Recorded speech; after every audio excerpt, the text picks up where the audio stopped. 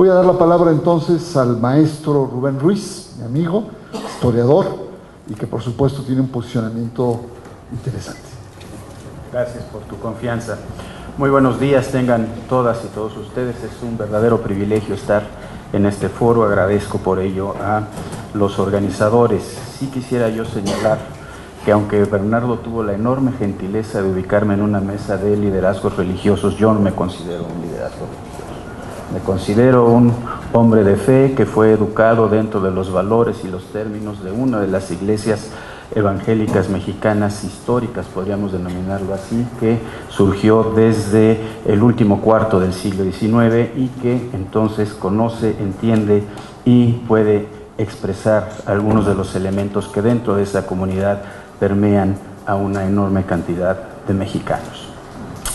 Quisiera yo señalar, en primer lugar, que es muy oportuno el foro porque frente a todo este ambiente de polarización que se está desarrollando en nuestro país, necesitamos hablar en serio, hablar fuerte también acerca de lo que nos está sucediendo. Me parece en este sentido que una de las cosas que tenemos que hacer es luchar por reforzar tanto el carácter laico de nuestro Estado como la veta de laicidad de nuestra sociedad. La laicidad, el Estado laico, la sociedad laica, son los únicos instrumentos con los que contamos como mexicanos para asegurar la construcción de una comunidad incluyente en la que quepamos todas y todos. Solo la laicidad nos puede asegurar eso en una sociedad como la mexicana. ¿Por qué? Porque tenemos una larga historia de intolerancia religiosa. Tenemos una larga historia en la cual la práctica religiosa, una cierta práctica de fe, una cierta institucionalidad religiosa, fue erigida como la representativa de nuestra sociedad. Y la realidad, lo que nos ha demostrado es que eso no es cierto. La nuestra tiene que ser una sociedad, insisto, en la que quepamos todas y todos. Una sociedad en la que el respeto a nuestra individualidad, a nuestra identidad, a nuestros valores, a nuestras aspiraciones, a nuestros dictados de conciencia, y aquí quiero insistir en que todo esto que estoy hablando en plural, en realidad tendría que ser en singular, al de cada uno de nosotros. En este momento no estamos hablando de una identidad mexicana ideal o construida por algunos intelectuales o algunos políticos. Me estoy refiriendo a la identidad que tenemos todos y cada uno de los miembros de esta sociedad y que nos hemos ido conformando dentro de ciertos parámetros, de ciertos valores. Hemos ido construyendo nuestra comunidad, hemos ido haciendo una forma de vida con todo esto. La defensa de todos esos elementos para cada uno de los individuos que conforman nuestra sociedad debe ser, por lo tanto, una prioridad fundamental para la convivencia pacífica dentro de la sociedad mexicana. Todos estos elementos nos son propios como individuos y como miembros de nuestros entornos sociales. Todos estos elementos nos son indispensables para tener un espacio social y una identidad personal. Todos estos elementos nos permiten construirnos como seres humanos plenos. La única manera en que podamos sentirnos plenos como individuos es teniendo la oportunidad, teniendo la garantía de que nuestras ideas, que los dictados de nuestra conciencia, que nuestras creencias, que nuestras prácticas de fe o la ausencia de nuestras prácticas de fe tienen una garantía. En una sociedad como la que vivimos hoy, en el siglo XXI, y tenemos que recordar esto, ya no estamos a principios del siglo XXI, estamos plenamente en un siglo XXI que ha generado sociedades que son muy grandes, muy numerosas, que son complejas, sociedades que son multifacéticas, sociedades que son cambiantes. Los que ya tenemos canas o ya dejamos de tener cabello, recordamos muy claramente que la sociedad en la que crecimos y en la que nos formamos ya no se parece mucho a la sociedad en la que vivimos en la actualidad. Esta sociedad es cambiante. Todos estos son elementos identitarios los que ofrecen a los individuos la posibilidad de sentirse y de vivir, quiero insistir en este término, pleno. Algunos de nosotros lo haremos reconociendo la existencia de un Dios de amor. Otros más pondrán su fe en un Dios de los ejércitos. Puede existir esto. Otros más creerán en una fuerza que no es conocible. Algunos otros más en una espiritualidad que nos guía y nos ayuda a enfrentar la cotidianidad. Otros más sin sentir la necesidad de que exista una fuerza divina que les guíe y que le dé sentido a sus vidas. Y todas esas personas, todos esos individuos caben, mejor dicho, deben caber en nuestra sociedad, con iguales derechos y con semejantes obligaciones ante la comunidad a la que pertenecen, y aquí lo pongo con un sentido muy profundo, ante su comunidad. La única garantía de que todas y todos quepamos en la sociedad mexicana es garantizar los derechos mínimos indispensables para todo el conjunto de los individuos. El único garante de que esto pueda suceder, de que podamos tener una sociedad en que vivimos, que sea plural e incluyente, es una perspectiva laica de la vida y, en caso necesario, como el mexicano, contar con un Estado que garantice la vigencia de derechos iguales para todos en un entorno de libertades individuales y sociales. Y quiero insistir en eso. Las particularidades de la sociedad mexicana nos obligan, la historia de la sociedad mexicana nos obliga a tener un Estado, utilizaré un término que le encantaba a un secretario de Gobernación hace algunos años, proactivos en la construcción de una sociedad igualitaria, de una sociedad inclusiva. Esto no quiere decir que exista un libertinaje que permita a todos hacer de todo. No significa que a nadie se le obligue a hacer, no significa eso. Significa que a nadie se le puede obligar a hacer lo que no es. Que no se obligue a nadie a creer en lo que no cree. Que no se obligue a nadie, que no se exija a nadie a vivir como se le indica, o que no se le permita que viva como lo desea. No se trata de eso. El Estado laico debe ser una garantía para que nadie pueda obligar a nadie a vivir bajo principios religiosos que le son ajenos, o a vivir bajo algún otro principio, aunque no sea religioso, que no sea apropiado, interiorizado por cada uno de los individuos. En México, la construcción de nuestro Estado laico ha sido difícil.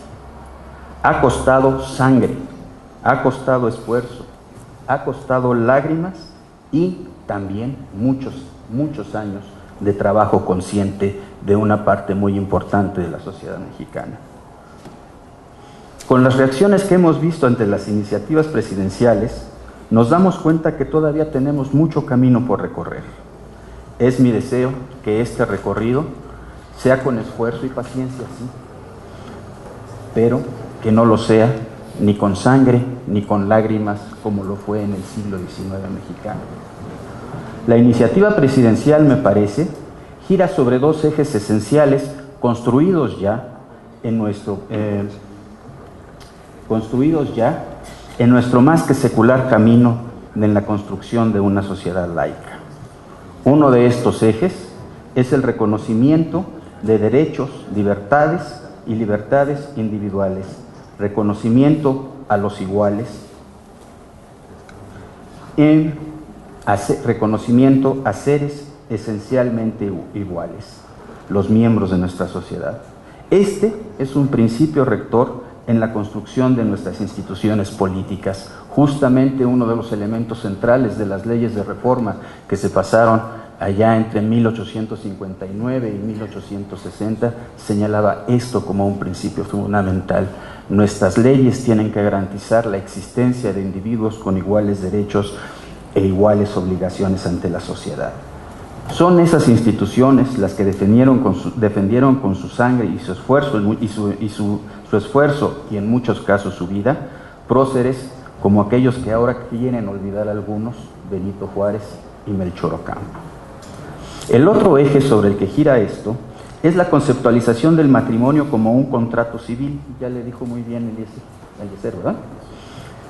Es decir, un acuerdo de voluntades establecido en el ánimo de construir una vida en común.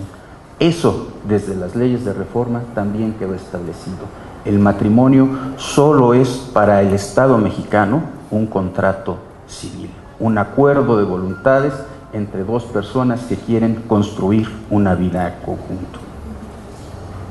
Estas dos vertientes aseguran que en una sociedad tan diversificada como la nuestra quepan muchos, si no es que todas las expresiones en materia que nos convoca, es decir, la religiosa y en específico esta que tiene que ver con los asuntos del matrimonio. Esto no significa que a alguien se le obligue a dejar de creer en lo que cree. Estas leyes no van a obligar a nadie a que deje de creer y que deje de actuar conforme a lo dicta su conciencia, a lo que dicta su práctica de fe, a lo que dicta su institución religiosa. No, no se les va a obligar a eso. No se les va a obligar a dejar de vivir como quieren vivir. No se les va a obligar a dejar de trabajar o expresar lo que quieren y sienten como válido.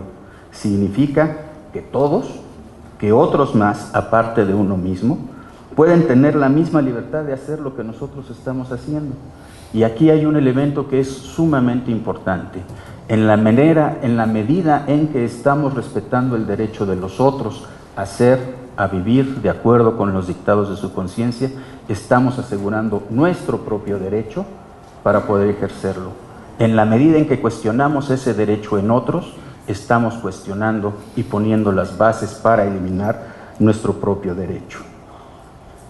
¿Esto atenta contra nuestra sociedad?, me pregunto. No lo creo, al contrario, la fortalece. Pero para que ello sea una realidad en nuestra sociedad, debemos respetar nuestro marco legal, este marco legal que nos ha costado mucho trabajo hacer. Debemos respetar las leyes que tiene nuestro país, nuestras leyes que establecen límites a la acción pública, es decir, en la arena de la definición de las políticas públicas, a los ministros de culto. Y aquí también tenemos que tener esto muy claro. La ley mexicana, desde la Constitución de 1917, ha dejado muy claro que los ministros de culto no tienen esta capacidad. Tienen la libertad para actuar al interior de sus organizaciones religiosas, pero por distintas razones que tienen que ver con nuestra historia, no tienen este derecho en la definición de las políticas públicas.